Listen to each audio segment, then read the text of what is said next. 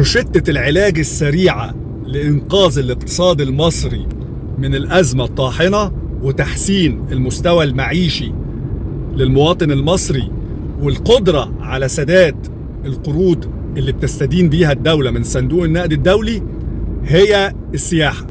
السياحة مش عايزة فكر دروشة، أنا بتكلم بصراحة.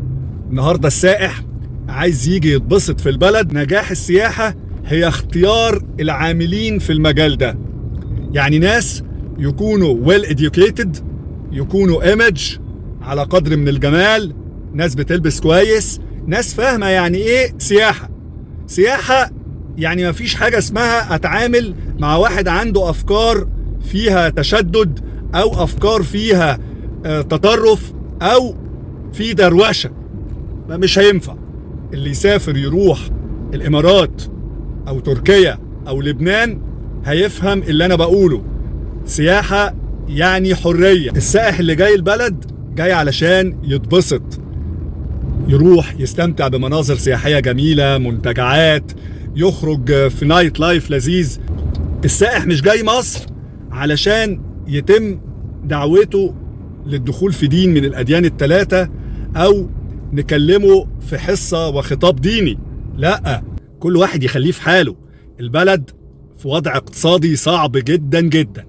السياحة هي روشتة العلاج السريع لإنقاذ البلد وتحسين حياة المواطن المصري. أنا هتكلم بمنتهى الصراحة، الشعب المصري ظروفه الاقتصادية صعبة وبيعدي بمرحلة ضغط عليه، بس عندك في إيدك روشتة علاج سريعة سواء دولة أو شعب. السياحة إيه اللي بيحصل؟ للأسف الشديد في ناس كتير جدا من الشعب رافضة فكرة السياحة، يقول لك حرام، معصية، في سماع غنى، مش عارف السائح بيشرب ايه، في رقص، في مهرجانات. محدش جبرك تعمل انت ده.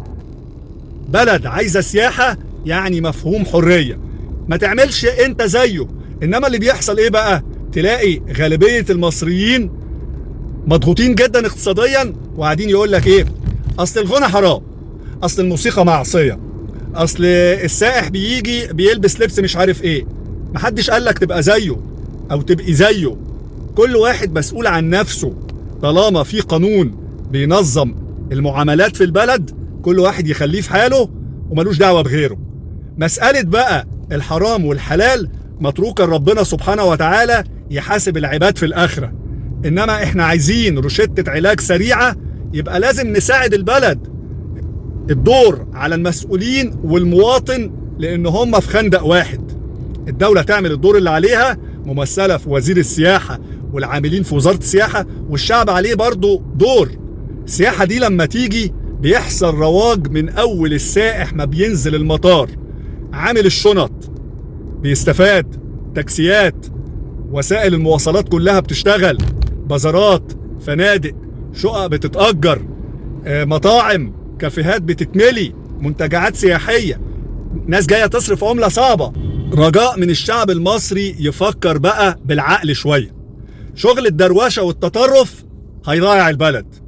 عاوزين تتقدموا وتعيشوا في مستوى تاني، يبقى لازم التخلي عن أفكار التطرف وأفكار التشدد اللي بقت مسيطرة على 90% من البلد دي وشعبها. أنا بتكلم بمنتهى الصراحة. النهاردة في دول في الخليج بيدخل لها 25 مليون سائح في السنة على الأقل. لو كل سائح صرف $1000 في الأسبوع يعني 25 مليار دولار. النهاردة مصر فيها آثار وتاريخ وحضارة، لو تم تسويقهم صح هيجي سياح كتير جدا. في دول في الخليج عندها مباني بيدخل لها ممكن في اليوم 1,000,000 سائح. مبنى يعني مول دبي او برج خليفة ممكن يدخل في اليوم 1,000,000 سائح.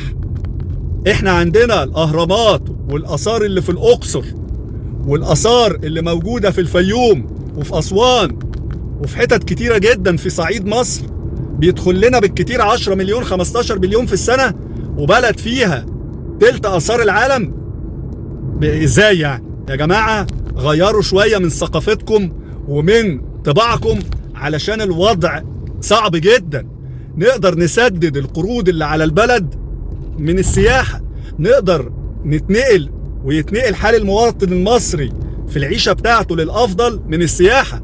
مكسبها سريع، فلوسها حاضرة، بس عايزة فكر، وعايزة شعب عنده غيرة على البلد، عايزة شعب يبقى بيفكر لصالح البلد.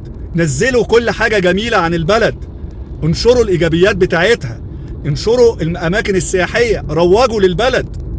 في الختام أنا بناشد المسؤولين والشعب المصري، إحنا الاتنين في مركب واحدة، دورنا بيكمل بعضه. الدولة تاخد إجراءات لتسويق البلد صح، وقانون يحمي السائح من أي خروج عن النص.